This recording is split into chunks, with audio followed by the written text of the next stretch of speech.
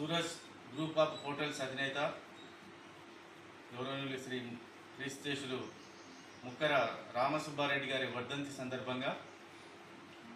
వారి భార్య రామేశ్వరమ్మ గారు, వారి కుమారులు సూరజ్ రామరెడ్డి గారు, అలాగే